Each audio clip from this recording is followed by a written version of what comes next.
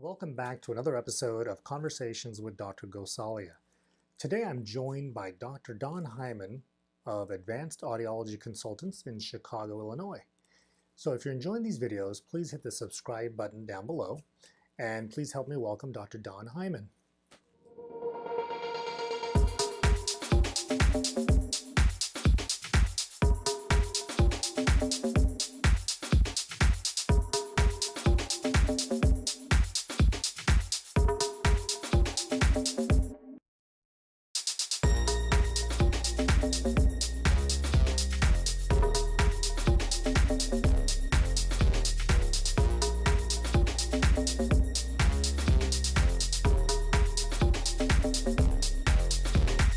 Dr. Heiman, thank you for joining us today.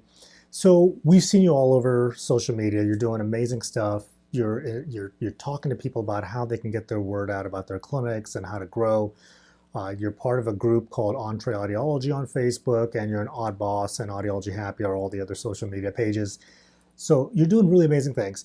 But first, before we get into all of that, can you tell us a little bit about how you got into audiology and what was that roadmap that got you where you are right now? I started out in audiology by going to classes at the University of Pittsburgh, and I went to a communication disorders class and it was taught by Dr. Diane Sabo, who happened to be the director of audiology at Children's Hospital of Pittsburgh. And I really loved that class. I loved how she presented audiology.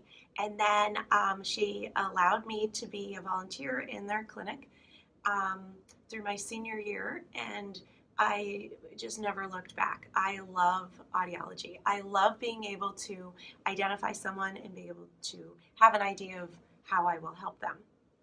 I have an undergraduate degree from the University of Pittsburgh.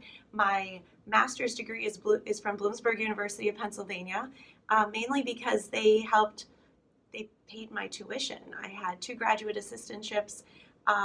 I didn't have any money in the bank that my parents had saved for college, so that was where I went. I got into some really big, expensive schools, but I didn't have the money. So I figured if I'm going to get a job, that job is not going to say, oh, you have more student loans? Well, in that case, let's pay you more. And it was actually true. So after I went to New Jersey for my fellowship year and then was in a pediatric hospital in Philadelphia, I decided to go into private practice because the constraints of working for a corporate hospital setting didn't work well for me or my family. The commute was horrible. And so I decided to open my first private practice. From there, I had a life change, sold that practice, moved to the Chicagoland area.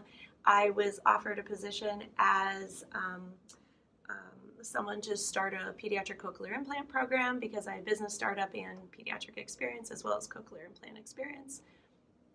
And after about 3.5 years of that, my left eye was twitching a lot, and I decided to go into private practice again because no one in the hospital system that I worked for at least knew what an audiologist was. And I knew it wasn't that hard to set up accounts for hearing aids. And I knew that setting pricing was not as difficult as they were making it out to be.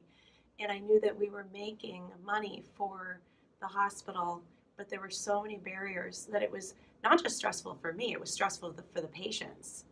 I wasn't allowed to have a designated scheduler. I had to go through centralized scheduling, and we had to constantly coach the schedulers who had no idea what an audiologist was about how to schedule an appointment correctly, how to schedule a sedated ABR versus vestibular appointments, cochlear implant follow-ups. It was stressful.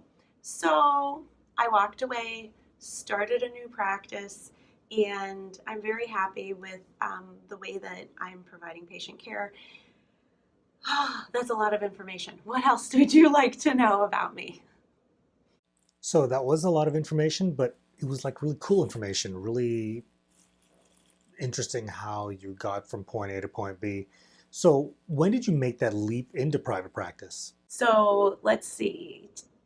When did I make the leap? I made the leap to be a private practitioner in October of 2004, the first time. And then the second time I made the leap in, I guess it was October, again, 2011. Very cool. And what do you find to be the biggest challenges in private practice for you? My biggest challenge in private practice is charging people. All of my patients, everyone knows I'm the business owner. So it's very easy to appeal to me if they feel like that they should pay less or if things should be free. And I am of the psychological profile of a sympathetic healer. I am very sympathetic and I'm here to heal you. And charging for my services is awkward for me. It's not in my vein to say, here, I just helped you. By the way, you have to go pay your bill. Or you know what? Why not pay me right now? That's awful for me. It doesn't feel good. You know what's amazing is I think a lot of audiologists have like similar fears, and I don't even think it's just in our profession. I hear that from dentists and cosmetic surgeons and a lot of other doctors in the medical field run into the same issues. By the way, I noticed you grabbed your coffee mug. I know you talk about that coffee mug, and I don't have a coffee mug, but I'm going to hang on to my little water bottle here. So back to a question I asked you earlier, what advice would you give to students who are in their audiology programs right now who are looking at which specialty to focus in on? I would say go with what you love. And if you burn out, you can always change. It's awesome. We have a great field where you can go between industrial audiology and pediatric audiology. You could be in private practice. You can be in a hospital setting. You could be within an ENT larger group and still in private practice. So start out with the parts of audiology that you love, and you never know where your journey is going to go. So I'm sensing a theme here because most of our guests that I've talked to have pretty much given like the same advice. Go out, play the fields, experience different experiences. Um, and one of the things that a lot of students may not get in their didactic programs is like the business aspects of being in private practice. So I think it's really great, advice that you're giving. And speaking of business practices, what are your thoughts about marketing? Like I see you talk about people doing videos for their clinics, getting their face out there on camera, even if they're a little bit shy about it. So what is about videos, and what are your thoughts about marketing your practices? I have been pushing for audiologists to make videos. Up until recently, the marketing for audiology has been direct mail pieces, large pieces. And we all know direct mail is pretty much dead right now. Audiologists are going into private practice or even are in a hospital setting or an ENT setting, and they'd like to bring in new patients. So up till about a year or two ago, the answer, if they asked any hearing aid rep, what do I do, was create a direct mail piece. Our marketing department can help you. And the rest of the world, however, is creating videos and enabling those through social media to have an insight into the practice and seeing what we're all about by creating videos. We all love to watch TV. And I took a course like 6 years ago with the idea of being able to present in front of people without my blood pressure going through the roof and my hands getting sweaty. And at the end of this course that I took, our goal was to make a video, which terrified me. But I got through it, and little by little, I've been getting better at it. And I'm pushing others to do the same thing because this is the wave of the future. This does not cost a lot of money. Making a video is virtually free. If you have a Facebook page or an Instagram page, you can post your videos for free. If you want to boost your video for $5 a day, great. But we're not talking about $5,000, $10,000 that you might not ever see your return on investment, ever. That money goes right into the trash. You might as well just start handing out dollar bills and mailing them to different households and say, do not open, just throw in the trash, because that's all direct mail in my mind is doing for you. So You also want to differentiate yourself.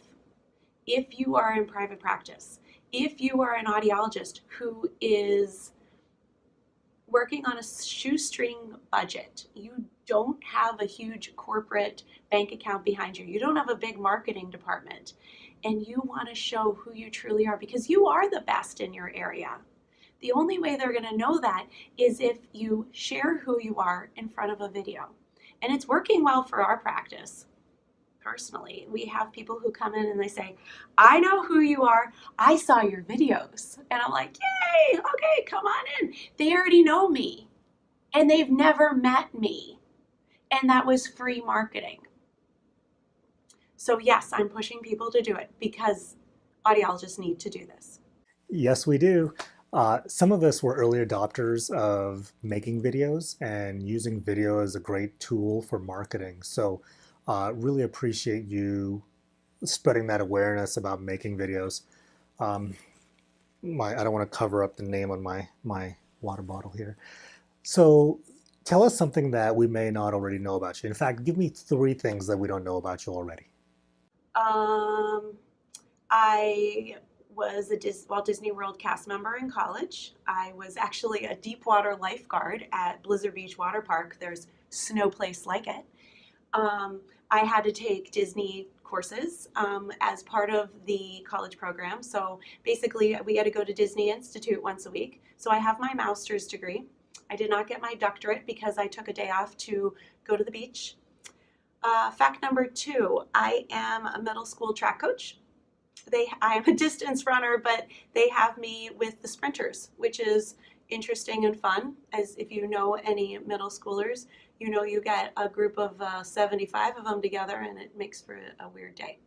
Fact number 3, I'm a mom of 3 children.